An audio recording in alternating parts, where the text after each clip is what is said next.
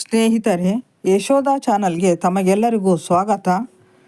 ಬ್ರಹ್ಮಪುತ್ರನ ಪುತ್ರ ಇವರ ಬಗ್ಗೆ ತಿಳಿದುಕೊಳ್ಳೋಣ. ದಶಕಗಳ ಹಿಂದಿನ ಮಾತು.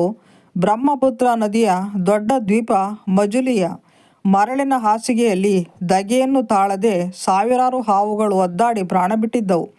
ನದಿ ದಡದಲ್ಲಿ ಹೆಜ್ಜೆ ಇಟ್ಟಲ್ಲೆಲ್ಲ ಸತ್ತು ಬಿದ್ದ ಹಾವುಗಳನ್ನು ಕಂಡ ಮಜುಲಿಯ ಮಣ್ಣಿನ ಮಗ ಜಾದವ್ ಪೇಯಂಗ್ ಮಮ್ಮಲ ಮರುಗಿದರು. ಯಾಕಾಗಿ ಇಂತಹ ಮಾರಣ ಹೋಮ ಎಂದು ದುರಂತದ ಮೂಲ ಹುಡುಕುತ್ತಾ ಹೋದಾಗ ಅವರಿಗೆ ಗೊತ್ತಾಗಿದ್ದು, ನದಿ ದಂಡೆಯಲ್ಲಿ ಮರಗಳೇ ಇಲ್ಲವಾಗಿರುವುದರಿಂದ ನದಿ ಪಾತ್ರದ ತಾಪಮಾನವು ತೀವ್ರಗತಿಯಲ್ಲಿ ಏರುತ್ತಿದೆ ಎನ್ನುವ ಮಾಹಿತಿ. ಆ ತಾಪ ತಾಳಿಕೊಳ್ಳಲಾಗದೆ ಹಾವುಗಳು ಸಾವನ್ನಪ್ಪಿವೆ ಎಂಬ ವಿಷಯ ಗೊತ್ತಾದ ಬಳಿಕ ಜಾದವ್ ಮಾಡಿದ ಮೊದಲ ಕೆಲಸವೆಂದರೆ ನದಿ ದಂಡೆಯಲ್ಲಿ ಬಿದಿರಿನ 20 ಸಸಿಗಳನ್ನು ನೆಟ್ಟರು.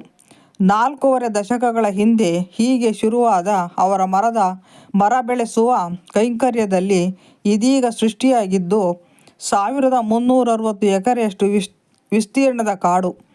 ಮೊಲಾಯಿ ಕಾಡು ಎಂದೇ ಹೆಸರಾಗಿರುವ ಈ ಅರಣ್ಯವು ವೈವಿಧ್ಯದ ಬಟ್ಟಲಾಗಿದೆ. ಸ್ಥಳೀಯ ಸಮುದಾಯಗಳ ಅನ್ನದ ಬೀಡಾಗಿದೆ. ಮಣ್ಣಿನ ಸವಕಳಿಯನ್ನು ತಡೆಯುವ ಮೂಲಕ ಪರಿಸರದ ಸಂರಕ್ಷಣೆಗೂ ತನ್ನ ಅಳಿಲು ಸೇವೆಯನ್ನು ನೀಡುತ್ತಿದೆ. ಜಾದವ್ ಅವರ ಈ ಹಸಿರಿನ ಜಗತ್ತು ಕಾಣಲು ನೀವು ಅಸ್ಸಾಂ ರಾಜ್ಯದ ಕೋಕಿಲಾಮುಖದವರೆಗೂ ಪ್ರಯಾಣ ಮಾಡಬೇಕು. ಅಸ್ಸಾಂನ ಸಾಂಸ್ಕೃತಿಕ ರಾಜಧಾನಿ ಎನಿಸಿರುವ ಮಜುಲಿ ದ್ವೀಪ ಇರುವುದು ಇಲ್ಲಿಯೇ. ಈ ದ್ವೀಪದ ಸುತ್ತ ನೀವು ನದಿ ತೀರದುದ್ದಕ್ಕೂ ಓಡಾಡಿದರೆ ಕಾಣುವ ಕಾಡು ಜಾದವ್ ಅವರ ಬೆವರ ಹನಿಗಳಿಂದಲೇ ಸೃಷ್ಟಿಯಾಗಿದ್ದು. ಒಂದೊಮ್ಮೆ ನಿಗಿ ಕೆಂಡವಾಗಿದ್ದ ಬ್ರಹ್ಮಪುತ್ರನ ಮರಳಿನ ಹಾಸಿಗೆಯಲ್ಲಿ ಈಗ ಗಿಡ ಮರಗಳು ನೆರಳಿನ ಚಪ್ಪರವನ್ನು ಹಾಸಿವೆ. ತಂಪಾದ ವಾತಾವರಣವು ಮನೆ ಮಾಡಿದೆ. ಅಸ್ಸಾಂನ ಬುಡಕಟ್ಟು ಜನಾಂಗದ ಶಿಶು ಜಾದವ್ ಅವರು ಬಾಲ್ಯದಿಂದಲೂ ತಮ್ಮ ಪರಿಸರದಲ್ಲಿ ಆಗುತ್ತಿರುವ ಬದಲಾವಣೆಗಳನ್ನು ಸೂಕ್ಷ್ಮವಾಗಿ ಗಮನಿಸುತ್ತಲೇ ಬಂದವರು. ಮಹಾಪೂರಗಳು ಹೆಚ್ಚಾಗಿದ್ದು, ಮಣ್ಣಿನ ಸವಕಳಿ ಮಿತಿಮೀರಿದ್ದು, ದ್ವೀಪಕ್ಕೆ ಜ್ವರ ಹಿಡಿದಿದ್ದು, ಜೀವ ವೈವಿಧ್ಯ ಸಂಕಷ್ಟಕ್ಕೆ ಸಿಲುಕಿದ್ದು, ಹೀಗೆ ಪ್ರತಿಯೊಂದನ್ನು ಅವರ ಒಳಗಣ್ಣು ಗಮನಿಸುತ್ತಿತ್ತು. ಮೊದಲು ಹಾವುಗಳು ಸಾವಿನಿಂದ ಮರುಗಿ ಶುರು ಮಾಡಿದ ಸಸಿ ನೆಡುವ ಕಾರ್ಯವನ್ನು ಅವರು 4.5 ದಶಕ ಕಳೆದರೂ ಬಿಟ್ಟುಕೊಟ್ಟಿಲ್ಲ. ಬಿದಿರಿನ ಕೋಲಿನಿಂದ ತಗ್ಗು ತೆಗೆದು ಸಸಿ ನೆಡುವುದು, ಅದರ ಮೇಲೊಂದು ಬಿದಿರಿನ ಅಟ್ಟಣಿಗೆ ಕಟ್ಟಿ ತೂತು ಮಾಡಿದ ಮಡಿಕೆ ಇಟ್ಟು ನಿರಂತರವಾಗಿ ಆ ಸಸಿಗೆ ನೀರು ಸಿಗುವಂತೆ ನೋಡಿಕೊಳ್ಳುವುದು ಅವರ ನೆಚ್ಚಿನ ಕಾಯಕ. ಹೀಗೆ ಸುಸ್ಥಿರವಾಗಿ ಕಾಡು ಬೆಳೆಸಿದ ಸಾಧಕ ಅವರು. ಈ ಕಾಡಿನ ಮನುಷ್ಯ ನೆಟ್ಟ ಸಸಿಗಳಲ್ಲಿ ವ್ಯರ್ಥವಾದುವು ತುಂಬ ಕಡಿಮೆ.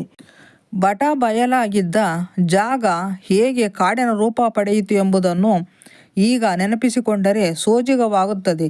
ಈ ಹಸಿರು ನನ್ನ ಜೀವನದ ಉಸಿರಾಗಿದೆ ಎಂದು ಜಾದವ್ ಹೆಮ್ಮೆಯಿಂದ ಹೇಳುತ್ತಾರೆ.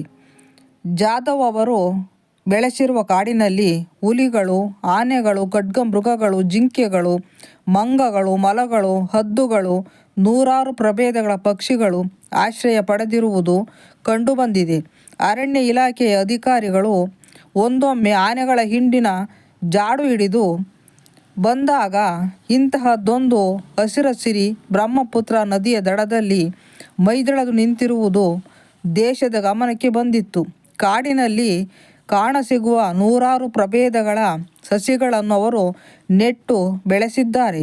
ಈ ಮೊಲಾಯಿ ಕಾಡಿನ ಕುರಿತು ಹಲವು ಸಾಕ್ಷ್ಯಚಿತ್ರಗಳು ಬಂದಿವೆ. ಅಂತಾರಾಷ್ಟ್ರೀಯ ಮಟ್ಟದಲ್ಲೂ ಈ ಕಾಡು ಭಾರೀ ಸದ್ದು ಮಾಡಿದೆ. ಪರಿಸರವಾದಿಗಳು, ವಿಜ್ಞಾನಿಗಳು ಮತ್ತು ನೀತಿ ನಿರೂಪಕರ ಪಾಲಿಗೆ ಇದೊಂದು ಪರಿಸರ ಕಾಶಿಯಾಗಿ ಪರಿಣಮಿಸಿದೆ.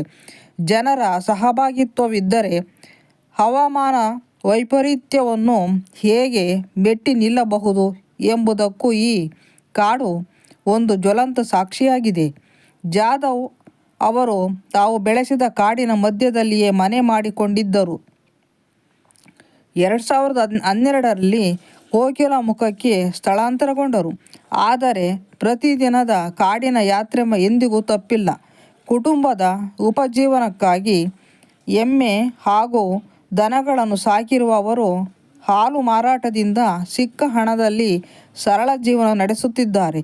ತಮ್ಮ ಹಲವು ದನ ಕರುಗಳನ್ನು ತಾವೇ ಬೆಳೆಸಿದ ಕಾಡಿನಲ್ಲಿ ಆಶ್ರಯ ಪಡೆದಿರುವ ಹುಲಿಗಳು ತಿಂದು ಹಾಕಿದರೂ ಕಾಡಿನ ಮೇಲಿನ ಪ್ರೀತಿ ಒಂದಿನಿತೂ ಕಡಿಮೆ ಆಗಿಲ್ಲ.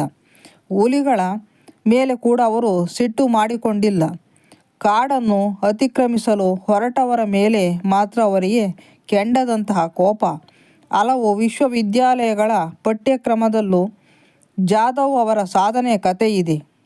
ಧನ್ಯವಾದಗಳು. ಯಶೋಧ ಚಾನಲ್ಗೆ ಸಬ್ಸ್ಕ್ರೈಬ್ ಮಾಡಿ, ಶೇರ್ ಮಾಡಿ, ಲೈಕ್ ಮಾಡಿ, ಕಮೆಂಟ್ ಮಾಡಿ. ಧನ್ಯವಾದಗಳು.